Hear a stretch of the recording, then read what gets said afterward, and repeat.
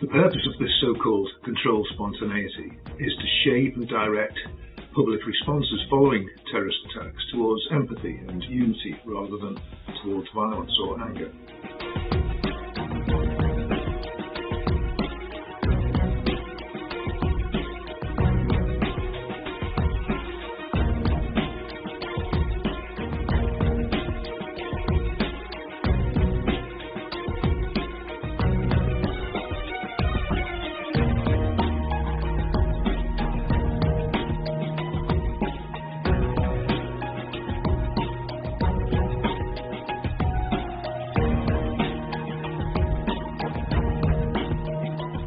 An example of these operations in the UK was following the murder of the British aid worker Alan Henning by Islamic State militants in 2014.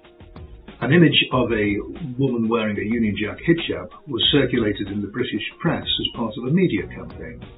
It later emerged that the image was developed by a private contractor, Breakthrough Media, on behalf of a controversial propaganda unit, the Research, Information and Communications Unit, which is part of the UK Home Office's Counter-Terrorism Division. A leaked internal Breakthrough document says the objective was, quote, to establish a platform for British Muslim women to set out an alternative interpretation of Islam and to take a lead in countering extremism in their communities.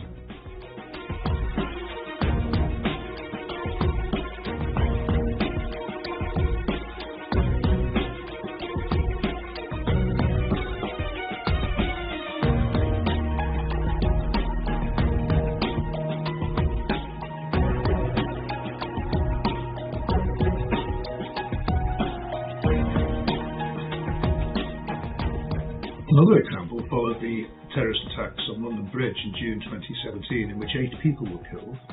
The day after the attacks, a team of men were allowed to pass through the police cordon and plaster walls with positive images of London and hashtags that were already in circulation on social media. The next day, a British government official rang the local council and said, "We're sending you 100 imams." And sure enough, a few days later, 100 imams from across the UK arrived at London Bridge, walked across the bridge, and then read out a statement condemning the attack. And the following weekend, a group of Muslims arrived at the bridge and handed out thousands of red roses, which they said was a gesture of love and solidarity. What was not mentioned was that the organiser worked for the UK's Home Office.